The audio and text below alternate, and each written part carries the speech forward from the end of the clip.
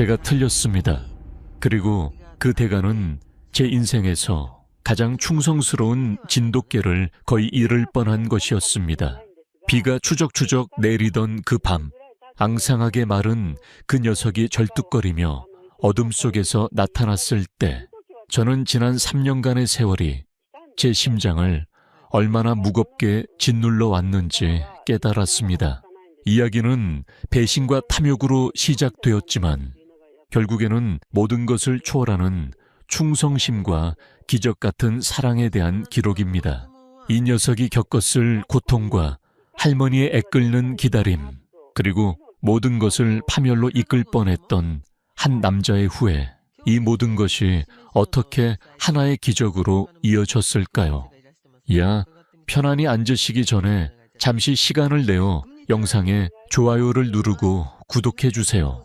제 채널은 유산을 따라서입니다. 이제 조심스럽게 설명해 드리겠습니다.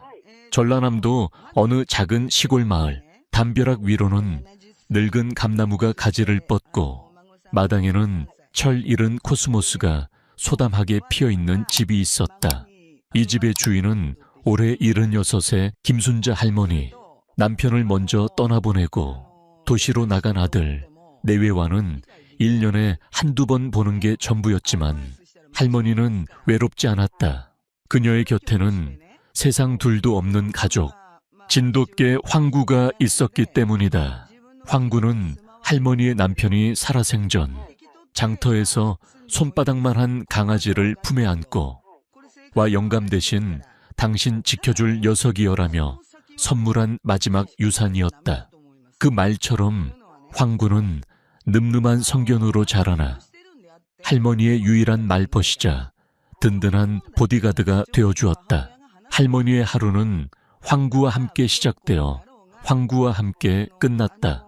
새벽녘, 할머니가 부엌 아궁이에 불을 지피면 황구는 툇마루 아래 조용히 엎드려 할머니의 움직임을 눈으로 좇았다.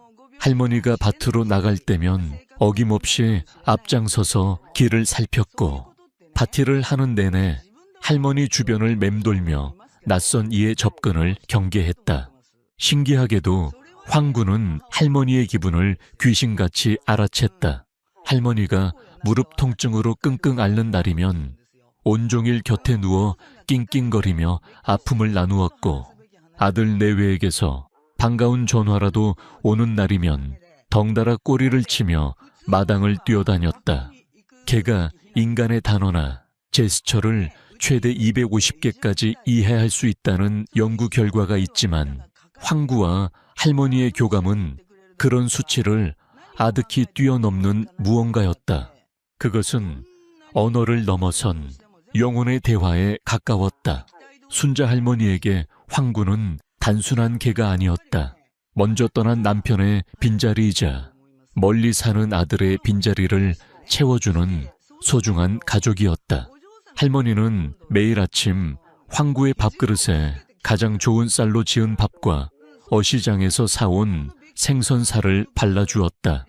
우리 강아지 밥 묻고 오늘 하루도 할미 잘 지켜줘야 헌다. 할머니의 다정한 목소리에 황구는 언제나 우렁찬 짖음으로 화답했다. 그날도 평소와 다름없는 평화로운 아침이었다. 할머니는 텃밭에서 막 따온 상추를 다듬고 있었고 황구는 그 옆에 배를 깔고 엎드려 꾸벅꾸벅 졸고 있었다. 그때 대문 밖에서 익숙한 경적 소리가 들렸다. 거의 1년 만에 찾아온 아들 민수였다. 어머니, 번쩍이는 구두에 말끔한 양복 차림.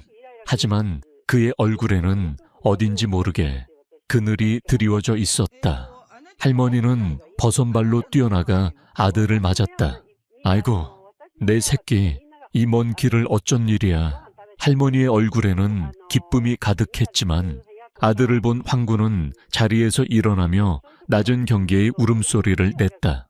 평소 민수를 잘 따르던 황구였기에 이상한 일이었다. 마치 아들의 번지르르한 외피 속에 숨겨진 검은 속내를 꿰뚫어 보기라도 한 것처럼 민수는 황구를 애써 무시하며 할머니의 손을 잡고 집 안으로 들어섰다. 그의 눈이 마당 한쪽에서 자신을 뚫어지게 쳐다보는 황구에게 잠시 머물렀다. 그 눈빛에는 반가움이 아닌 차가운 계산이 담겨 있었다. 할머니는 아들의 방문에 대한 기쁨으로 그 순간을 알아채지 못했다.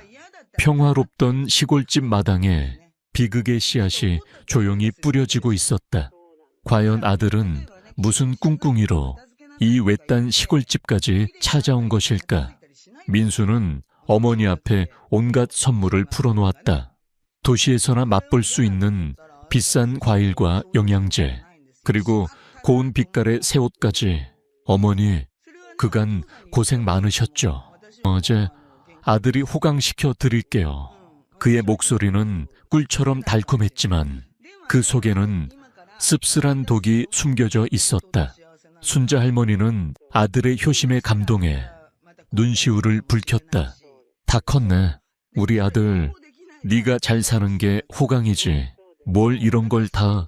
할머니는 아들의 어깨를 연신 두드리며 기쁨을 감추지 못했다. 하지만 황구는 여전히 툇마루 밑에서 움직이지 않은 채 방 안에서 들려오는 민수의 목소리에 귀를 쫑긋 세우고 있었다. 녀석의 예민한 청각은 민수의 목소리에 섞인 미세한 떨림과 불안을 감지하고 있었다. 그날 저녁 민수는 어머니와 저녁상을 마주하고 앉아 조심스럽게 운을 뗐다. 어머니, 사업이 좀 더 커져서요. 큰 투자를 하나 해야 하는데 자금이 조금 부족하네요. 순자 할머니는 아들의 말에 걱정스러운 표정을 지었다. 오미, 큰일이네. 애미한테 남은 땅이라도 있으면 팔아서 보태줄 텐데. 민수는 기다렸다는 듯이 고개를 저었다. 아니에요. 어머니, 어머니께 손 벌릴 생각은 추호도 없어요. 그냥 요즘 세상 돌아가는 얘기 좀 하려고요. 그는 마치 아무것도 아니라는 듯 화제를 돌렸다. 요즘 도시에선 진돗개가 그렇게 인기래요. 특히 혈통 좋은 놈은 부르는 게 값이라던데 우리 황구도 정말 명품견이죠. 털비치며 자세며. 순자 할머니는 아들의 의도를 알아채지 못한 채 맞장구를 쳤다. 그럼 우리 황구가 보통 개가 영리하기가 사람 저리 가라지. 민수는 바로 그때를 놓치지 않았다. 그러니까요. 저렇게 똑똑한 녀석을 이 좁은 시골집에만 두는 게 아깝다는 생각이 들어서요.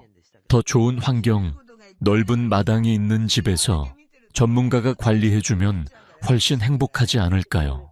제가 아는 분 중에 개를 정말 사랑하는 부자가 있는데 할머니의 얼굴이 순간 굳어졌다. 그게 무슨 소리냐? 황구를 어디 다른 데 보낼 생각은 꿈에도 말아라. 걘 내 자식이나 마찬가지요. 단호한 어머니의 반응에 민수는 더 이상 말을 잇지 못하고 입을 다물었다. 하지만 그의 계획은 이제 막 시작되었을 뿐이었다. 사실 민수는 서울에서 하던 사업이 무리한 투자로 완전히 기울어 사채업자들에게 쫓기는 신세였다. 그의 번지르르한 양복과 고급 승용차는 모두 빚으로 쌓아 올린 허상이었다. 벼랑 끝에 몰린 그는 마지막 수단으로 고향집을 떠올렸다. 어머니의 낡은 집과 작은 밭되기는 돈이 되지 않았다. 그의 눈에 들어온 것은 오직 황구뿐이었다. 진돗개는 한국의 국견이자 천연기념물 제3호로 지정될 만큼 그 가치를 인정받는 품종이다. 특히 황구처럼 체격이 좋고 혈통이 순수한 개는 암시장에서 고게 거래된다는 사실을 민수는 이미 알아본 뒤였다. 그에게 황구는 어머니의 슬픔이나 가족의 추억이 아닌 당장 손에 쥘 수 있는 몇백만 원짜리 돈다발로 보일 뿐이었다. 다음 날 민수는 어머니에게 어머니, 제가 모처럼 왔으니 시내 구경도 시켜드리고 병원 가서 건강검진도 한번 받으시죠. 제가 다 예약해놨어요라며 거짓말을 했다. 평생 병원 문턱 한번 넘어보지 않았던 할머니는 아들의 성화에 못 이기는 척 따라 나섰다. 할머니가 외출 준비를 하는 동안 민수는 몰래 빠져나와 창고 구석에서 스마트폰을 꺼내 들었다. 예, 접니다. 내일 오전에 시간 괜찮으시다고요? 네, 걔는 아주 최상품입니다. 걱정 마세요. 그의 목소리는 차갑고 단호했다. 전화를 끄는 그는 마당에서 아무것도 모른 채 자신을 바라보는 황구를 향해 돌아섰다. 황구는 민수가 자신을 부를 줄 알고 꼬리를 살랑였지만 민수는 그저 씁쓸한 미소를 지으며 시선을 피할 뿐이었다. 그 순간 그의 머릿속에는 오직 사채업자의 협박과 돈의 유혹만이 가득했다. 어머니의 행복이나 황구의 운명 따위는 들어설 자리가 없었다. 그는 이미 돌이킬 수 없는 강을 건너고 있었다. 내일 아침이면 이 평화로운 집에 어떤 끔찍한 비극이 닥쳐올지 순진한 할머니와 충직한 황구는 까맣게 모르고 있었다. 다음 날 아침 하늘은 유난히 맑았다. 순자 할머니는 아들이 사준 새 옷으로 곱게 갈아입고 몇 년 만에 외출해 소녀처럼 들떠 있었다. 황구야, 할미 금방 다녀올게. 집 잘 보고 있어. 할머니는 황구의 머리를 쓰다듬으며 다정하게 속삭였다. 황구는 할머니의 손길을 느끼며 안심한 듯 꼬리를 쳤지만 어쩐지 불안한 기색을 감추지 못하고 낑낑거렸다. 마치 오늘따라 절대 할머니를 떠나보내고 싶지 않다는 듯 할머니의 바짓가랑이를 물고 늘어지기까지 했다. 이놈을 왜 이래? 금방 온다니까. 할머니는 황구를 타일렀지만 그 눈빛에 서린 간절함을 읽지는 못했다. 민수는 그런 황구를 거칠게 떼어내며 목줄을 짧게 묶었다. 어머니, 이러다 늦겠어요. 빨리 가시죠. 그의 재촉에 할머니는 아쉬운 발걸음을 옮겼다. 민수가 운전하는 차가 마을 어귀를 벗어날 때까지 황구는 목이 터져라 지저댔다. 그 울음소리에는 단순한 이별의 아쉬움이 아닌 절박한 경고와 애원이 담겨 있었다. 하지만 그 소리는 멀어지는 자동차 소리에 묻혀버렸다. 할머니와 아들이 떠나고 1시간쯤 지났을까. 낯선 트럭 한 대가 조용한 시골길의 먼지를 일으키며 할머니의 집 대문 앞에 멈춰 섰다. 운전석에서 내린 것은 인상이 험악한 중년의 남자. 개장수였다. 그는 익숙하게 대문을 열고 들어와 마당에 묶여있는 황구를 훑어보았다. 황구는 생전 처음 보는 남자의 험악한 기세와 그에게서 풍기는 피비린내에 온몸의 털을 곤두쓰고 맹렬하게 짖기 시작했다. 하지만 남자는 눈 하나 깜짝하지 않았다. 그는 능숙하게 올가미가 달린 긴 막대를 꺼내 황구의 목을 겨눴다. 황구는 필사적으로 저항했다. 이빨을 드러내고 몸을 비틀며 어떻게든 올가미를 피하려 했다. 하지만 남자는 훨씬 노련했다. 순식간에 황구의 목에 올가미가 채워졌고 숨이 막힐 듯한 압박감에 황구는 컥컥거리며 버둥거렸다. 남자는 황구를 무자비하게 끌어 트럭의 짐칸으로 향했다. 짐칸에는 이미 여러 마리의 개들이 좁은 철창 안에 갇혀 공포에 질린 눈으로 떨고 있었다. 바로 그 순간 집 안에 숨어있던 민수가 모습을 드러냈다. 그는 개장수와 황구 사이에 벌어지는 끔찍한 광경을 참아 정면으로 보지 못하고 고개를 돌린 채였다. 돈은 준비됐습니까? 개장수는 황구를 철창에 거칠게 밀어넣고 문을 잠그며 대답했다. 물건은 확실하구만. 여기 약속한 금액이요. 두툼한 돈 봉투가 민수의 손에 쥐어졌다. 차갑고 더러운 지폐의 감촉이 그의 양심을 마비시키는 듯했다. 철창에 갇힌 황구는 마지막 힘을 다해 울부짖었다. 그 시선은 개장수가 아닌 민수에게 고정되어 있었다. 왜 이러시는 거예요? 그 눈빛은 원망과 슬픔, 그리고 이해할 수 없는 배신감으로 가득 차 있었다. 민수는 황구의 눈을 마주할 용기가 없었다. 그는 돈 봉투를 주머니에 쑤셔 넣고는 그대로 집 안으로 도망치듯 들어가 버렸다.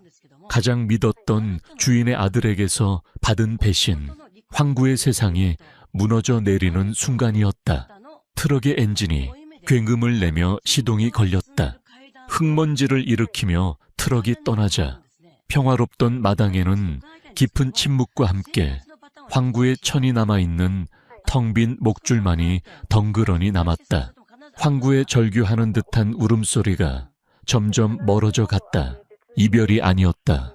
그것은 생지옥으로 끌려가는 서막이었다. 민수와 함께 시내 병원에 도착한 순자 할머니는 어쩐지 마음이 계속 불안했다.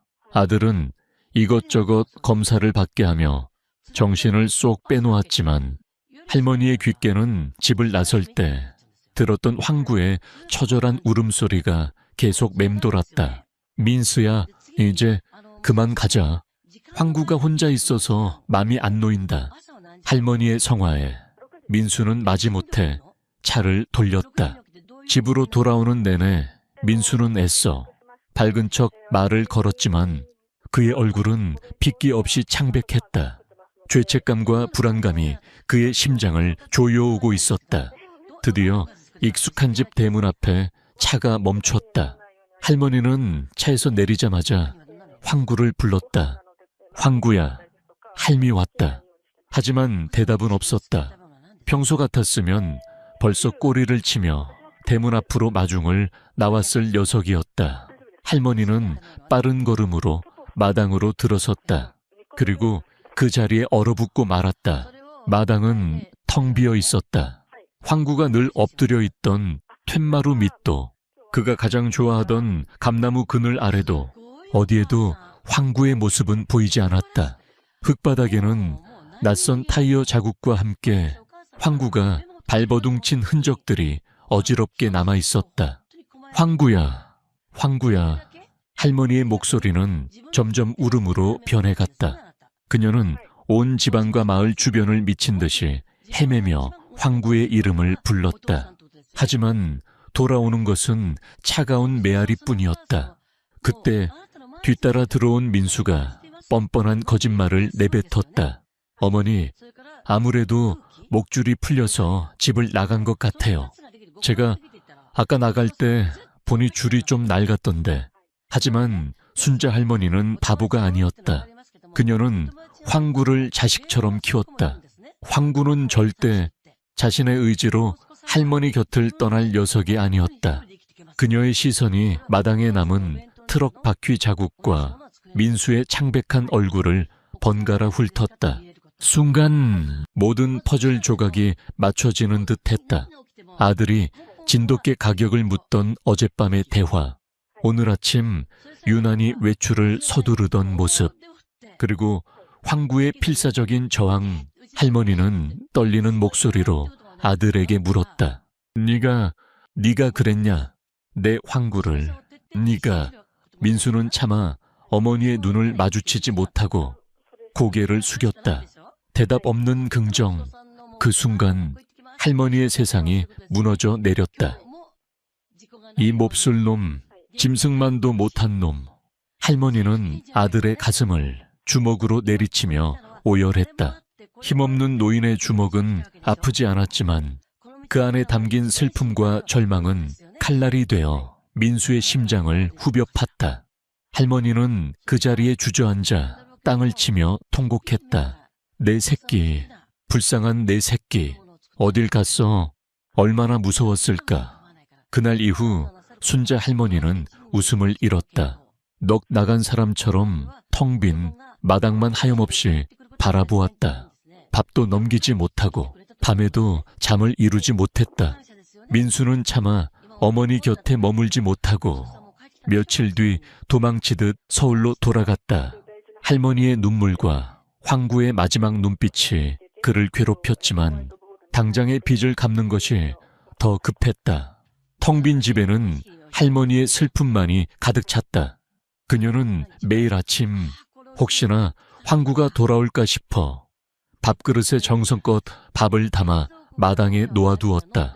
까치들이 와서 밥을 쪼아 먹고 밤이면 그릇은 텅 비었지만 할머니는 다음날 아침이면 또다시 새 밥을 담았다.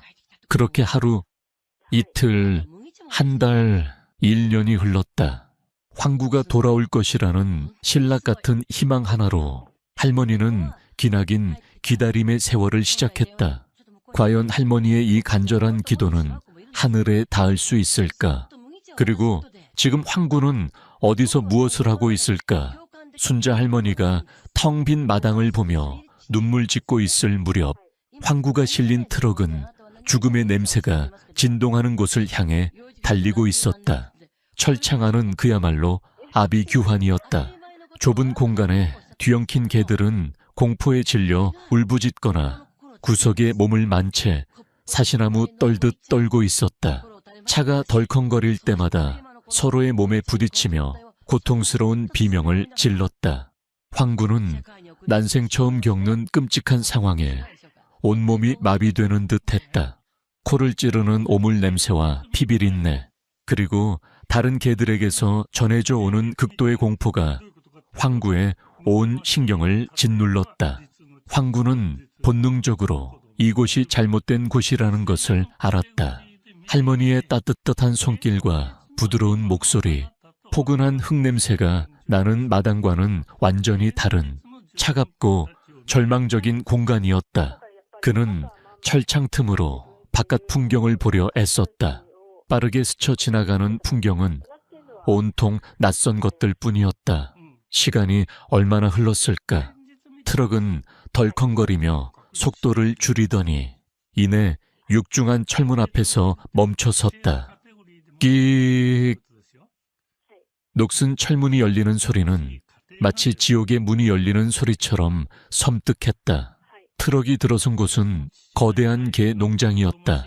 수십, 수백 개의 뜬장이 줄지어 있었고 그 안에는 뼈만 앙상하게 남은 개들이 무기력하게 누워있거나 공허한 눈으로 허공을 응시하고 있었다.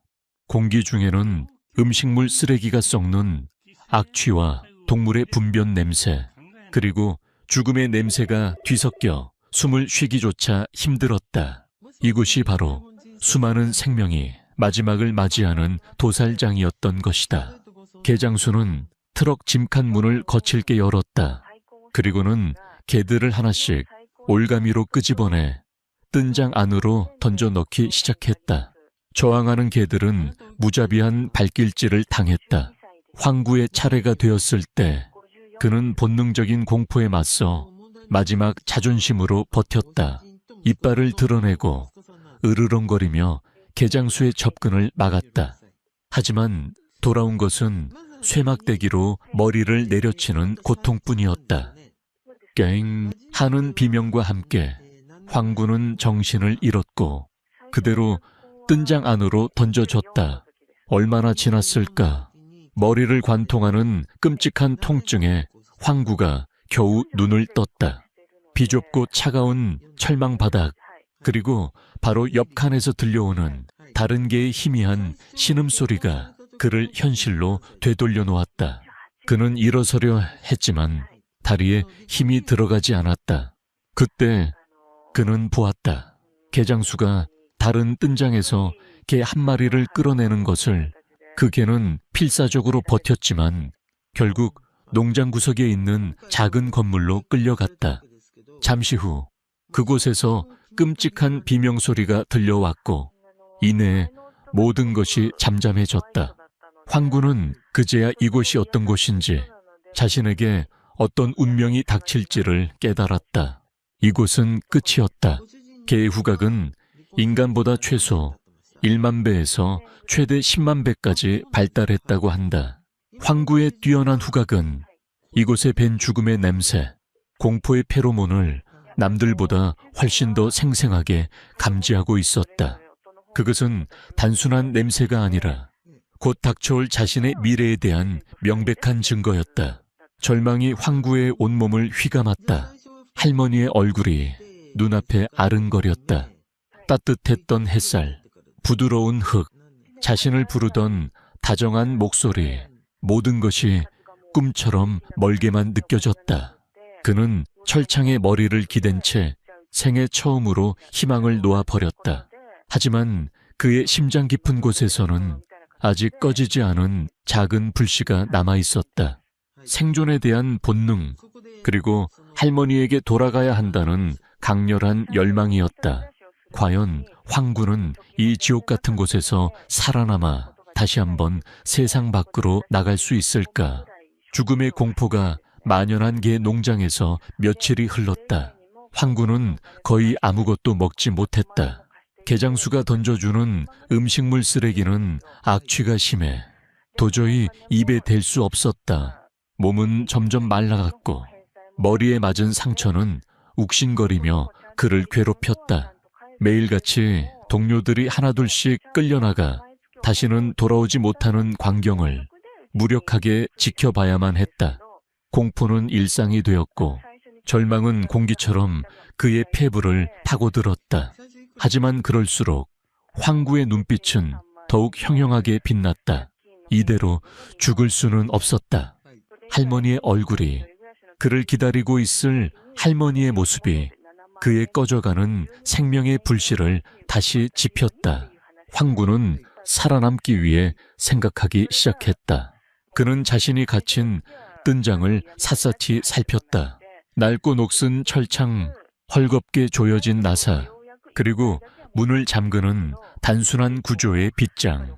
그의 지능적인 두뇌는 탈출의 실마리를 찾기 위해 맹렬하게 회전했다. 그는 개장수의 행동 패턴을 유심히 관찰했다.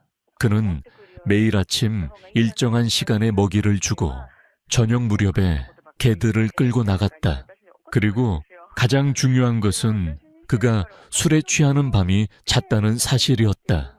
어느 날 밤 기회가 찾아왔다. 그날따라 유난히 술을 많이 마신 개장수는 비틀거리며 뜬장들을 대충 둘러보고는 이내 깊은 잠에 빠져들었다. 농장에는 개들의 희미한 신음소리와 귀뚜라미 소리만이 가득했다. 황구는 지금이 바로 그때임을 직감했다. 그는 조심스럽게 몸을 일으켜 뜬장의 빗장으로 다가갔다. 빗장은 단순한 자 형태의 쇠막대였다. 낮 동안 수없이 시뮬레이션했던 대로 황구는 코와 앞발을 이용해 빗장을 위로 밀어 올리기 시작했다. 처음에는 쉽지 않았다. 녹슨 소에는 뻑뻑했고 힘을 줄 때마다 삐걱거리는 소리가 났다. 그때마다 황구는 심장이 멎는 듯한 긴장감에 동작을 멈추고 주위를 살폈다. 다행히 개장수는 미동도 없었다. 몇 번의 시도 끝에 마침내 덜컥하는 작은 소리와 함께 빗장이 위로 들렸다. 문이 열린 것이다. 황구는 조심스럽게 뜬장 밖으로 빠져나왔다. 자유의 몸이 되었지만 아직 안심할 수 없었다. 이곳을 완전히 벗어나야만 했다. 황구는 몸을 낮추고 그림자를 따라 소리 없이 움직였다. 그의 목표는 농장의 출입구, 그를 이곳으로 이끈 거대한 철문이었다. 하지만 철문은 굳게 닫혀 있었다. 그는 주변을 샅샅이 살폈다. 그때 그의 눈에 농장 뒤편, 야산과 맞닿아 있는 낮은 철조망이 들어왔다.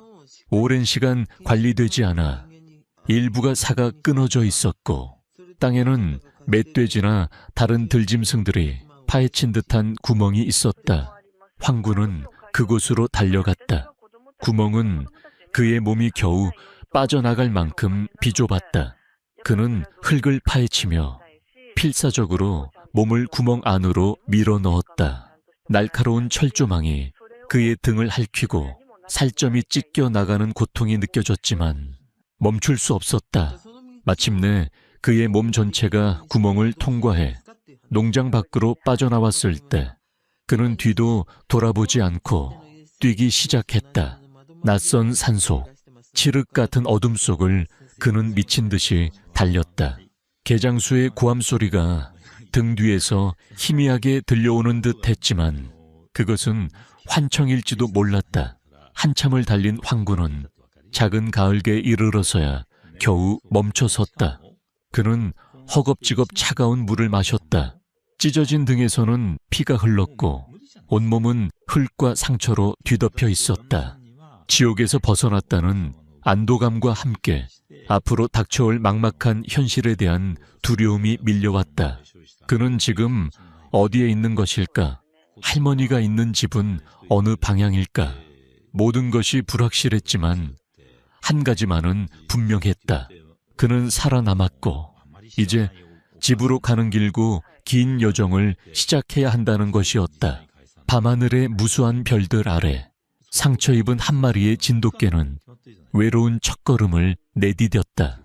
이 험난한 여정의 끝에 과연 그리운 집이 기다리고 있을까? 지옥 같은 개 농장을 탈출한 황구에게 자유가 주어졌지만 그 자유는 냉혹하고 잔인한 얼굴을 하고 있었다. 할머니의 보호 아래 살던 세상과는 모든 것이 달랐다. 낯선 산속에서 맞이한 첫 아침, 황구를 반긴 것은 극심한 굶주림과 온몸을 쑤시는 상처의 고통이었다. 그는 먹을 것을 찾아 산속을 헤맸지만 야생에서의 생존법을 알 리 없는 그에게 사냥은 불가능에 가까웠다. 며칠을 굶은 끝에 그는 위험을 무릅쓰고 인가가 있는 곳으로 내려가기로 결심했다. 하지만 인간 세상은 그에게 더 큰 시련을 안겨주었다. 사람들은 상처투성이에 꽤 죄죄한 몰골을 한 그를 보고는 질색하며 내쫓기 바빴다. 저리 가, 이 더러운 똥개야. 아이들은 돌멩이를 던졌고 식당 주인은 뜨거운 물을 끼얹으려 위협했다. 할머니의 따뜻한 손길과 다정한 목소리만을 기억하던 황구에게 인간들의 냉대와 저기는 이해할 수 없는 공포였다. 그는 배웠다. 인간을 피해야 한다는 것을. 특히 남자 어른들의 거친 목소리와 빠른 몸짓은 개장수와 아들 민수의 배신을 떠올리게 해 그를 극도의 경계심에 사로잡히게 했다. 황구는 이제 낮에는 사람들의 눈을 피해 후미진 곳에 숨어 지내고 밤이 되어서야 음식물 쓰레기통을 뒤지는 신세가 되었다. 다른 떠돌이, 개들과의 영역 다툼도 피할 수 없었다. 먹이 하나를 두고 벌이는 싸움에서 그는 여러 번 상처를 입어야 했다. 한때 마을에서 가장 늠름하고 깨끗했던 황구의 모습은 온데간데 없었다. 윤기 흐르던 황금빛 털은 흙먼지와 오물로 뒤엉켜 회색빛이 되었고 몸에는 새로운 상처 자국들이 나날이 늘어갔다. 시간이 흐르면서 계절이 바뀌었다. 살을 내는 겨울바람이 불어왔다. 황구에게 겨울은 죽음과도 같은 계절이었다. 먹을 것은 더욱 구하기 힘들어졌고 밤의 추위는 뼛속까지 파고들었다. 그는 추위를 피하기 위해 빈 건물에 처마 밑이나 다리 아래에서 위태로운 잠을 청했다. 잠이 들면 꿈속에서 할머니를 만났다. 따뜻한 아궁이 앞에서 자신을 쓰다듬어 주던 할머니의 손길, 구수한 된장찌개 냄새가 나던 부엌, 꿈에서 깨어나면 언제나 차가운 아스팔트 바닥과 지독한 허기만이 그를 기다리고 있었다. 진돗개는 원래 한 주인만을 섬기는 것으로 유명하다. 이러한 일편단심의 충성심은 다른 품종에서는 찾아보기 힘든 고유한 특성이다. 그렇기에 황구에게 할머니는 세상의 전부였고 다른 인간에게 마음을 여는 것은 불가능한 일이었다. 사람들의 냉대는 그의 충성심을 더욱 할머니에게로만 향하게 만들었다. 그는 그저 생존을 위해 버티고 있을 뿐 그의 영혼은 오직 할머니를 향한 그리움으로 가득 차 있었다. 어느 눈 내리는 추운 겨울밤, 황구는 며칠째 아무것도 먹지 못해 기력이 완전히 쇠해 있었다. 그는 한 상가 건물의 후미진 골목길에 쓰러져 쏟아지는 눈을 힘없이 바라보았다. 하얀 눈송이들이 그의 상처 입은 몸 위로 소복이 쌓여갔다. 천은 점점 떨어지고 눈앞이 흐려지기 시작했다. 이대로 죽는구나. 할머니, 죄송해요. 끝까지 지켜드리지 못해서 그의 의식이 서서히 멀어져 가고 있었다. 죽음의 그림자가 그의 바로 앞까지 다가온 순간이었다. 과연 이대로 황구의 길고 험난했던 여정은 끝을 맺게 되는 것일까?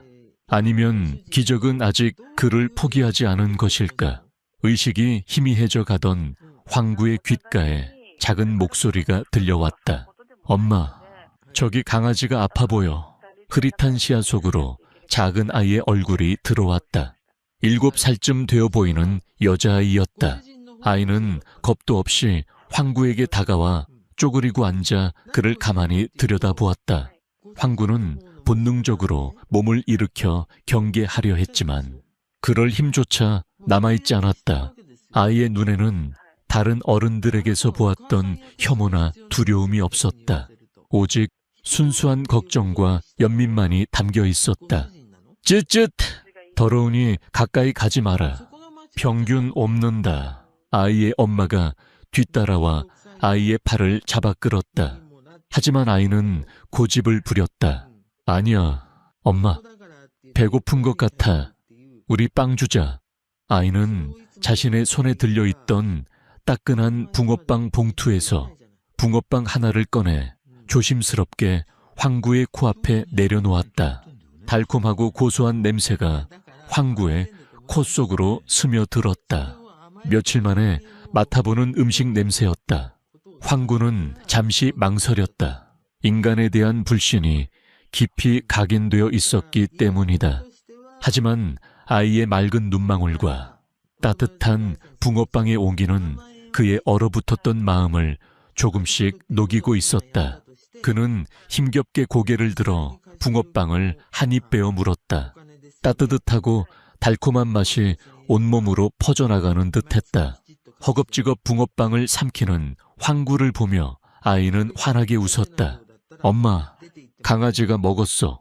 아이의 엄마는 마지못해 지켜보다가 앙상하게 마른 황구의 모습과 아이의 간절한 눈빛에 마음이 움직였다. 그녀는 근처 편의점에서 따뜻한 물 한 병과 소시지를 사와 황구 앞에 놓아주었다. 많이 먹어라. 험한 세상에 고생이 많구나. 그녀의 목소리에는 무심한 듯한 온기가 담겨 있었다. 황구는 태어나서 처음으로 할머니가 아닌 다른 인간에게서 온정을 느꼈다. 그것은 아주 작은 친절이었지만 죽음의 문턱에 서 있던 그에게는 꺼져가던 생명의 불씨를 되살리는 강력한 힘이 되었다. 그는 따뜻한 물로 목을 죽이고 소시지를 천천히 씹어 삼켰다. 잠시나마 굶주림과 추위를 잊을 수 있었다. 아이는 잠시 더 황구의 곁을 맴돌다 엄마의 손에 이끌려 자리를 떠났다. 강아지야, 아프지 마. 내일 또 올게. 아이의 목소리가 골목길에 울려 퍼졌다. 그들이 떠난 후 황구는 천천히 몸을 일으켰다. 음식 덕분에 기운이 조금 돌아왔다. 그는 아이가 사라진 방향을 한참 동안 바라보았다. 그 작은 아이와 엄마의 친절은 황구에게 중요한 사실을 깨닫게 해주었다. 세상의 모든 인간이 자신을 해치려는 것은 아니라는 것. 그리고 자신을 기다리는 할머니처럼 세상 어딘가에는 따뜻한 마음을 가진 이들이 존재한다는 것을. 그날 밤 황구는 모처럼 깊은 잠을 잘 수 있었다. 아이가 남기고 간 온기가 그의 차가운 몸을 데워주는 듯했다. 다음 날 아침 황구는 다시 길을 떠났다. 어제보다 발걸음이 조금은 가벼워져 있었다.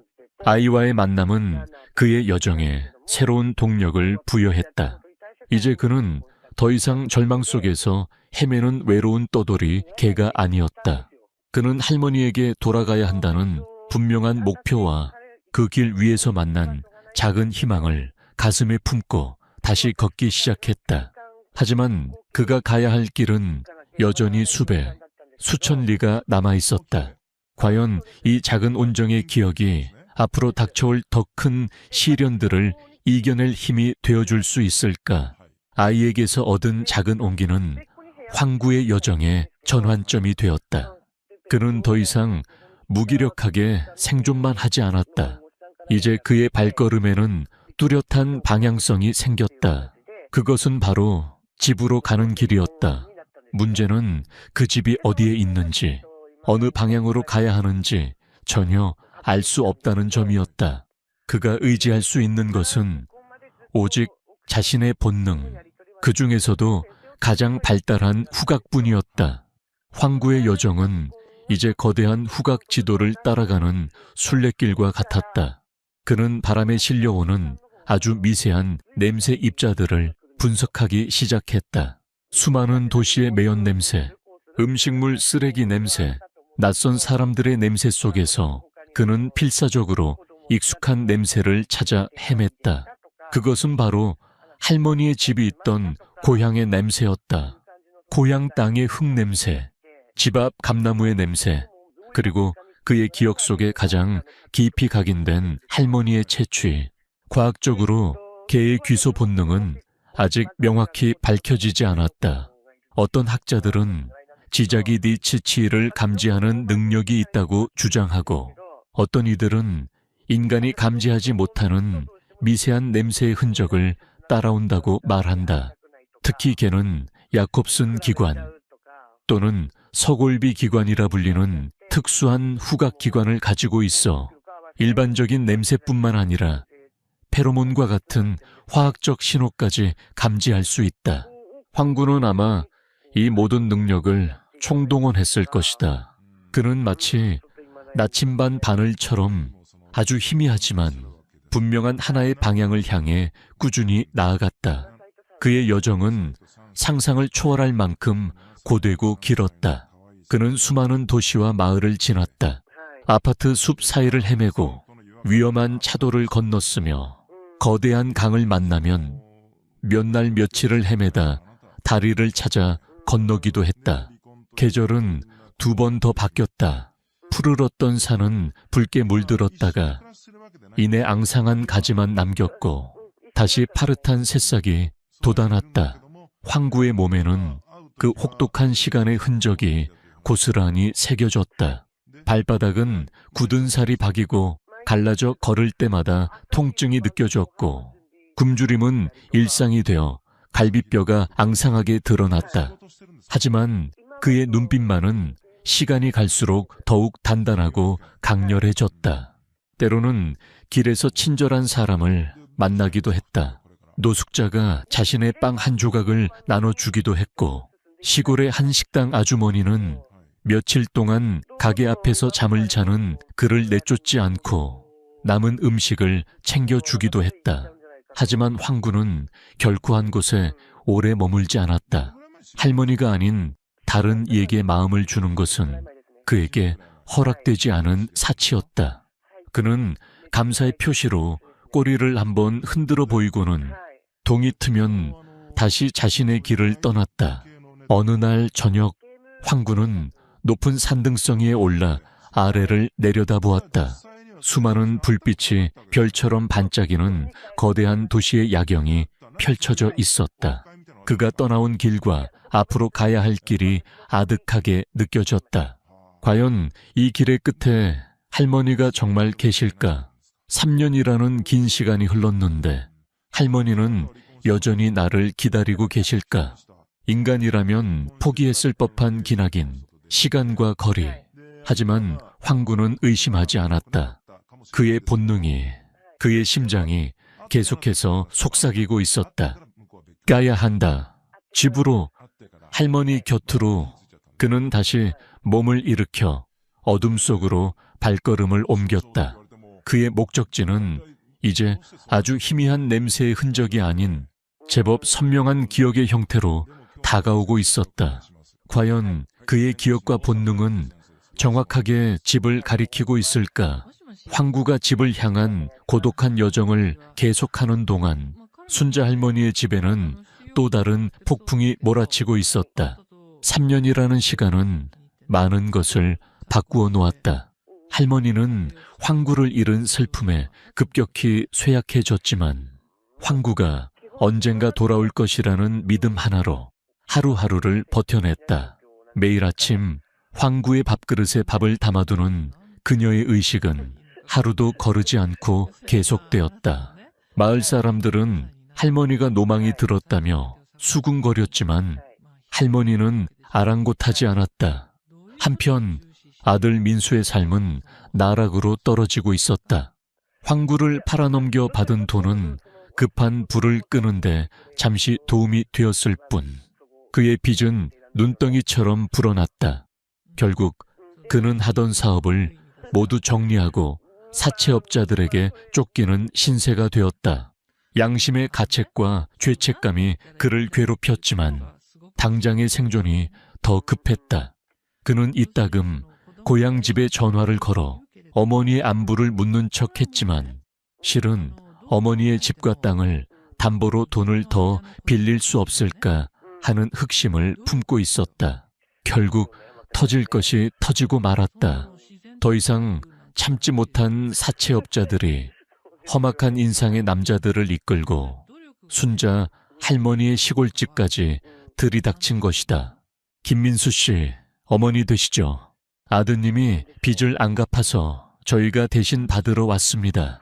그들은 대뜸 집문서를 내놓으라며 할머니를 위협했다. 순자 할머니는 아들이 그런 끔찍한 짓을 저질렀다는 사실에 충격을 받았지만 낯선 남자들 앞에서 약한 모습을 보이지 않으려 애썼다. 내 아들 빚은 내가 알아서 할 테니 당장 이 집에서 나가시오. 할머니는 작은 체구에도 불구하고 당당하게 맞섰다. 하지만 그들은 물러서지 않았다. 오히려 할머니의 집 마당에 있던 장독들을 닥치는 대로 부수고 텃밭을 짓밟으며 행패를 부리기 시작했다. 이 늙은이가 좋게 말로 하니 못 알아듣네. 오늘 이 집에서 뭐라도 들고 가야겠으니 순순히 집문서 내놓으시지. 그들의 고성과 폭력에 할머니는 공포에 질려 뒷걸음질 쳤다. 이웃들은 험악한 분위기에 겁을 먹고 문을 걸어 잠근 채 숨죽이고 있을 뿐 누구 하나 나서지 못했다. 그 시각 서울의 한 허름한 쪽방에서 민수는 빚 독촉 전화를 받으며 절망에 빠져 있었다. 김민수 씨, 지금 우리 애들이 시골집에 내려갔어. 어머니가 곱게 집문서를 내주시면 좋으련만 안 그러면 무슨 일이 생길지 몰라. 어머니 다치기 싫으면 빨리 돈 구해와. 사채업자의 협박에 민수는 온몸이 얼어붙었다. 모든 것이 자신의 탐욕과 어리석음 때문에 벌어진 일이었다. 어머니가 위험에 처했다는 생각에 그는 미칠 것 같았지만 당장 그가 할 수 있는 일은 아무것도 없었다. 3년 전 황구를 팔아넘기던 그날의 결정이 결국 부메랑이 되어 자신의 가장 소중한 것을 파괴하고 있었다. 사채업자들은 순자 할머니를 마당 구석으로 몰아붙였다. 마지막으로 묻습니다. 집문서 어디 있어? 한 남자가 할머니의 팔을 거칠게 잡아챘다. 할머니가 고통에 찬 비명을 지르며 주저앉으려는 순간이었다. 이제 모든 것이 끝이라고 생각한 바로 그 찰나, 이 위기의 순간에 과연 누군가 나타나 할머니를 구해줄 수 있을까? 아니면 이 평화롭던 시골집은 끝내 빚쟁이들의 손에 넘어가고 마는 것일까? 순자 할머니가 절체절명의 위기에 처해 있던 바로 그 시각, 한 초라한 몰골의 개 한 마리가 익숙한 냄새가 나는 마을 어귀에 다다랐다. 3년의 세월과 수백 킬로미터의 거리를 넘어 마침내 황구가 고향에 돌아온 것이다. 하지만 그의 모습은 예전에 그 늠름하던 황구가 아니었다. 털은 군데군데 빠지고 엉겨 붙어 있었으며 뼈가 앙상하게 드러난 몸은 온통 상처투성이었다. 한쪽 다리를 심하게 절뚝거렸고 그의 깊은 눈에는 세상의 온갖 풍파를 겪은 듯한 깊은 피로와 슬픔이 어려 있었다. 마을 사람들은 길게 나타난 더러운 떠돌이 개를 보고는 인상을 찌푸리거나 무심하게 지나쳤다. 아무도 그 개가 3년 전 사라졌던 순자 할머니의 보물 황구라고는 상상조차 하지 못했다. 황구 또한 사람들에게 관심을 보이지 않았다. 그의 모든 신경은 오직 한 곳, 저 언덕 너머에 있을 할머니의 집을 향해 있었다. 한 걸음, 한 걸음 내디딜 때마다 익숙한 풍경들이 그의 눈에 들어왔다. 어릴 적 할머니와 함께 산책하던 논둑길, 동네 개들과 어울려 뛰어놀던 공터, 시원한 물을 마시던 마을 우물가. 모든 것이 그대로였지만 동시에 모든 것이 낯설게 느껴졌다. 그의 기억 속의 고향은 따뜻하고 평화로운 곳이었지만 지금 그가 느끼는 것은 지독한 피로와 낯선 이들의 차가운 시선뿐이었다. 그는 마지막 힘을 쥐어짜 언덕길을 올랐다. 숨이 턱까지 차올랐고 다리의 통증은 칼로 찌르는 듯 했다. 몇 번이고 주저앉고 싶었지만 그때마다 할머니의 얼굴이 떠올라 그를 다시 일으켜 세웠다.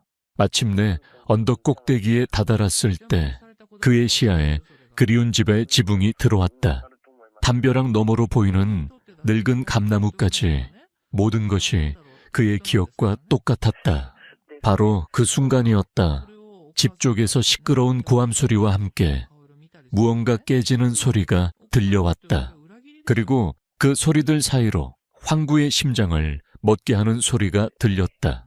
바로 할머니의 희미한 비명소리였다. 그 소리를 듣는 순간 황구의 온몸에 남아있던 피로가 순식간에 사라졌다. 그의 뇌리에는 오직 한 가지 생각만이 가득 찼다. 할머니가 위험하다. 황구의 눈빛이 순식간에 변했다. 피로에 젖어있던 눈은 사라지고 자신의 주인을 지키려는 맹수의 본능으로 가득 찬 날카롭고 사나운 빛이 번뜩였다. 그는 잠시 숨을 고르며 온몸의 근육을 긴장시켰다. 3년간의 고된 여정으로 쇠약해질 대로 쇠약해진 몸이었지만 그의 안에는 아직 꺼지지 않은 불꽃, 바로 주인에 대한 절대적인 충성심이 활활 타오르고 있었다. 그는 더 이상 초라한 영웅이 아니었다. 자신의 모든 것을 걸고 주인을 지키기 위해 달려갈 준비가 된 세상에서 가장 용맹한 전사였다. 그는 땅을 박차고 자신의 집을 향해, 할머니를 향해 마지막 남은 모든 힘을 다해 달리기 시작했다. 과연 이 지친 몸으로 험악한 사내들을 막아설 수 있을까? 사채업자가 순자 할머니의 팔을 잡아채며 폭력을 행사하려는 바로 그 순간 어디선가 땅을 울리는 듯한 낮고 위협적인 으르렁 소리가 들려왔다. 마당에 있던 모든 사람들의 움직임이 순간 멈췄다. 소리가 들려온 대문 쪽으로 시선이 향했다. 그곳에는 방금 지옥에서라도 기어나온 듯한 끔찍한 몰골의 개 한 마리가 서 있었다. 뼈가 다 드러날 정도로 비쩍 마르고 온몸이 상처투성이였지만 그 눈빛만은 시퍼렇게 살아 불타오르고 있었다. 웬 똥개야, 저리 안 가. 사내 중 하나가 돌멩이를 집어던지며 소리쳤다. 하지만 개는 피하지 않았다. 오히려 이빨을 전부 드러내며 더욱 사납게 으르렁거렸다. 그 기세에 사내들은 저도 모르게 한 걸음 뒤로 물러섰다. 개는 그 틈을 놓치지 않았다. 마치 번개처럼 마당을 가로질러 달려와 할머니를 위협하던 사내의 팔을 향해 몸을 날렸다. 남자는 비명을 지르며 팔을 휘둘렀다. 황구는 남자의 두꺼운 옷자락을 물고 늘어지며 그를 할머니에게서 떼어냈다. 그리고는 할머니의 앞을 가로막고 서서 마치 성벽처럼 그녀를 보호하는 자세를 취했다. 그의 몸은 비록 작고 쇠약했지만 그에게서 뿜어져 나오는 기백은 덩치 큰 사내들을 압도하기에 충분했다. 사내들은 당황했다. 난데없이 나타난 미친가에 때문에 일이 꼬이자 짜증이 치밀었다. 이 개새끼가 다른 남자가 몽둥이를 들고 황구에게 달려들었다. 하지만 3년간의 생존 투쟁은 황구를 영리한 싸움꾼으로 만들어 놓았다. 그는 날렵하게 몸을 피해 몽둥이를 피한 뒤 오히려 달려드는 남자의 다리를 물고 늘어졌다. 여기저기서 터져 나오는 비명과 개의 맹렬한 울음소리가 뒤섞여 마당은 순식간에 아수라장이 되었다. 순자 할머니는 이 모든 광경을 만견자실하게 바라보고 있었다. 처음에는 그저 낯선 떠돌이, 개가 자신을 도와주는 것이라고만 생각했다. 그런데 개의 움직임을 보면 볼수록, 그 짖는 소리를 들으면 들을수록 이상하게도 마음 한구석이 아려왔다. 어디선가 많이 본 듯한 몸짓, 너무나도 익숙하게 느껴지는 울음소리. 그녀는 떨리는 눈으로 개의 옆모습을 바라보았다. 찢어진 귀, 그리고 목덜미 부근에 희미하게 남아있는 어릴 적 상처 자국. 설마 할머니의 입에서 믿을 수 없다는 듯한 탄식이 흘러나왔다. 그녀는 자신도 모르게 개의 이름을 불렀다. 황구야. 그 순간 맹수처럼 사납게 날뛰던 개의 움직임이 멎었다. 그의 고개가 천천히 할머니를 향해 돌아갔다. 으르렁거리던 소리가 잦아들고 그의 사나웠던 눈빛이 미세하게 흔들리기 시작했다. 그의 입에서 낑하는 아주 여리고 슬픔의 찬소리가 새어나왔다. 그 소리는 마치 할머니, 저예요. 저 돌아왔어요라고 말하는 듯했다. 3년이라는 긴 세월을 뛰어넘어 주인과 충견이 서로를 알아보는 기적의 순간이었다. 하지만 그들의 재회를 방해하는 위협은 아직 끝나지 않았다. 분노한 사채업자들은 이제 할머니가 아닌 황구를 향해 다시 몽둥이를 치켜들고 있었다. 황구야. 할머니의 절규에 가까운 외침이 마당에 울려 퍼졌다. 그 이름을 듣는 순간 할머니는 모든 것을 깨달았다. 저 초라하고 상처 입은 개가 자신이 3년 동안 하루도 잊지 못하고 기다려온 바로 그 황구라는 것을 어떻게 살아 돌아왔는지, 그동안 얼마나 끔찍한 시간을 보냈을지는 알 수 없었다. 다만 한 가지, 자신의 목숨보다 소중한 가족이 기적처럼 돌아왔다는 사실만이 그녀의 온몸을 전율케 했다. 할머니의 목소리에 황구는 잠시 사채업자들을 향한 경계를 풀고 할머니를 돌아보았다. 그 눈에는 반가움과 서러움, 그리고 그동안의 고통이 한꺼번에 담겨 있었다. 바로 그 찰나의 순간을 분노한 사채업자들은 놓치지 않았다. 이 빌어먹을 개새끼. 한 남자가 휘두른 몽둥이가 황구의 옆구리를 강타했다. 갱 하는 비명과 함께 황구의 몸이 옆으로 나뒹굴었다. 하지만 황구는 쓰러진 채로도 다시 일어서려 버둥거리며 할머니를 향해 으르렁거리는 사내들을 노려보았다. 그 광경을 본 할머니의 눈이 뒤집혔다. 방금 전까지 공포에 떨던 연약한 노인의 모습은 온데간데 없었다. 그녀는 땅에 떨어진 부직갱이를 집어들고는 사자처럼 사채업자들을 향해 달려들었다. 이놈들아, 내 새끼한테서 손 떼. 너희들 오늘 다 죽고 나 죽자. 자식을 지키려는 어미의 분노는 세상 그 무엇보다 무서웠다. 할머니의 필사적인 기세에 오히려 덩치 큰 사내들이 주춤했다. 바로 그때 마을 사람들이 웅성거리며 하나둘씩 할머니의 집으로 모여들기 시작했다. 소란스러운 소리에 더 이상 방관할 수만은 없다고 생각한 것이다. 몇몇 젊은이들은 손에 몽둥이나 농기구를 들고 있었다. 웬 놈들이 와서 노인네 집에서 행패야. 마을 이장님의 고함과 함께 사람들이 사채업자들을 애워쌌다. 혼란스러운 상황과 불리해진 분위기를 감지한 사채업자들은 욕설을 내뱉으며 일단 물러서기로 결정했다. 두고 봐. 이 집이 온전할 것 같아. 그들은 비겁한 협박을 남기고는 서둘러 차를 타고 사라졌다. 폭풍이 지나간 마당에는 깊은 정적만이 흘렀다. 순자 할머니는 손에 들고 있던 부직갱이를 떨어뜨리고는 피를 흘리며 쓰러져 있는 황구에게로 비틀거리며 다가갔다. 그녀는 황구의 앞에 무너져 내리듯 주저앉았다. 황구야, 내 새끼, 이게 무슨 꼴이야? 할머니는 떨리는 손으로 황구의 상처투성이 몸을 쓰다듬었다. 3년 만의 재회는 너무나도 아프고 처참했다. 황구는 고통 속에서도 마지막 힘을 다해 꼬리를 흔들었다. 그리고는 할머니의 주름진 손등을 핥기 시작했다. 마치 괜찮아요. 할머니, 다시는 할머니 곁을 떠나지 않을게요. 라고 위로하는 듯 했다. 할머니는 더 이상 참지 못하고 황구를 끌어안은 채 목 놓아 울었다. 뜨거운 눈물이 황구의 더러운 털 위로 쉴 새 없이 떨어졌다. 3년간의 그리움과 기다림, 그리고 재회의 기쁨과 미안함이 뒤섞인 눈물이었다.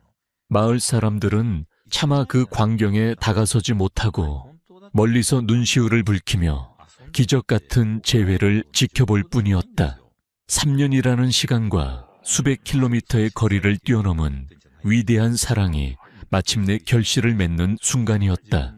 하지만 이 기적 뒤에는 이 모든 비극을 초래한 한 남자의 그림자가 짙게 드리워져 있었다. 황구와 할머니의 기적적인 재회 소식은 마을 이장님의 전화를 통해 서울에 있는 민수에게도 전해졌다. 수화기 너머로 들려오는 이야기는 도저히 믿을 수 없는 내용이었다. 자신이 계장수에게 팔아넘겨 죽었을 거라고만 생각했던 황구가 3년 만에 집으로 돌아와 사채업자들에게서 어머니를 구했다는 것이다. 민수는 전화를 끊고 한동안 그 자리에 멍하니 서 있었다. 머릿속이 하얘지고 심장이 미친 듯이 뛰었다. 그는 지금 당장 고향으로 가야 한다고 생각했다. 어머니에게 용서를 빌어야 했고 무엇보다 황구를 자신의 눈으로 직접 확인해야만 했다. 민수는 며칠간 닥치는 대로 일을 해 겨우 차비를 마련했다. 그리고 며칠 후 초췌한 모습으로 고향집 대문 앞에 섰다. 3년 전 황구를 팔아넘기고 도망치듯 떠났던 바로 그 자리였다. 그는 차마 안으로 들어갈 용기가 나지 않아 한참을 망설였다. 그때 툇마루에서 할머니와 함께 햇볕을 쬐고 있던 황구가 인기척을 느끼고 고개를 들었다. 황구는 민수를 발견하자마자 자리에서 일어나 그를 향해 낮게 으르렁거리기 시작했다. 상처는 아직 다 아물지 않았지만 그 눈빛에는 자신을 배신한 자에 대한 잊을 수 없는 기억과 경계심이 가득했다. 황구의 소리를 듣고 나온 순자 할머니는 대문 앞에 서 있는 아들을 보고는 아무 말 없이 차갑게 돌아섰다.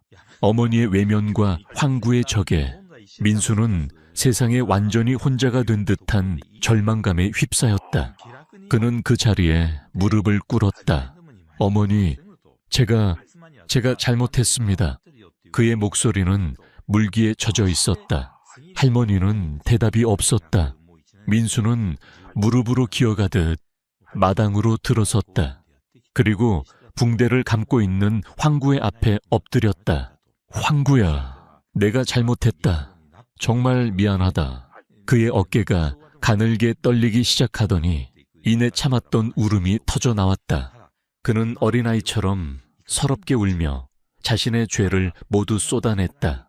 빚 때문에 눈이 멀어 너를 팔아넘겼던 일, 그 돈으로도 결국 아무것도 해결하지 못하고 어머니까지 위험에 빠뜨렸던 일, 그리고 지난 3년간 단 한순간도 편히 잠들지 못했던 죄책감까지 그의 진심 어린 고백과 통안의 눈물에 으르렁거리던 황구의 소리가 조금씩 잦아들었다.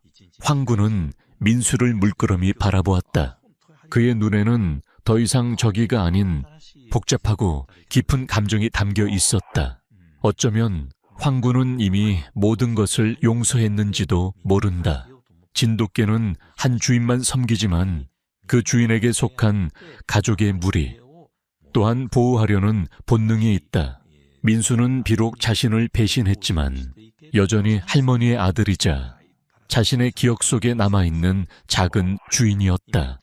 황구는 절뚝거리며 민수에게 다가가 그의 눈물이 흐르는 뺨을 핥아주었다. 그 모습을 본 순자 할머니의 얼어붙었던 마음도 마침내 녹아내렸다. 짐승도 저렇게 용서를 하는데 하물며 어미가 자식을 어찌 계속 미워하겠는가. 할머니는 아들에게 다가가 그의 등을 말없이 쓸어주었다. 민수는 어머니의 따뜻한 손길에 더욱 큰 소리로 울었다. 한 남자의 이기적인 배신으로 시작되었던 비극은 모든 것을 초월한 한 마리 개의 위대한 사랑과 용서 앞에서 마침내 치유의 서막을 열고 있었다. 상처는 깊었지만 이제 그들은 다시 가족이라는 이름으로 함께 나아갈 준비를 하고 있었다. 시간이 흘러 할머니의 집에는 예전의 평화가 조금씩 돌아왔다. 민수는 서울 생활을 완전히 정리하고 고향으로 내려왔다. 그는 더 이상 번지르르한 사업가를 꿈꾸지 않았다. 대신 동네 농장에서 굳은 일을 마다하지 않으며 성실하게 땀 흘려 돈을 벌었다. 그렇게 번 돈으로 사채빚을 조금씩 갚아나갔고 남은 돈은 꼬박꼬박 어머니에게 생활비로 가져다 주었다. 그의 얼굴에는 예전의 허영심과 불안 대신 고단하지만 정직한 삶에서 오는 평온함이 자리 잡기 시작했다. 황구의 건강도 빠르게 회복되었다. 할머니의 극진한 보살핌과 민수가 매일같이 사오는 영양식 덕분에 앙상했던 몸에는 다시 살이 오르고 듬성듬성했던 털도 윤기를 되찾아갔다. 하지만 3년간의 혹독한 세월이 남긴 상처는 완전히 사라지지 않았다. 그의 등에는 깊게 팬 흉터가 남았고 절뚝거리는 다리도 완전히 낫지는 않았다.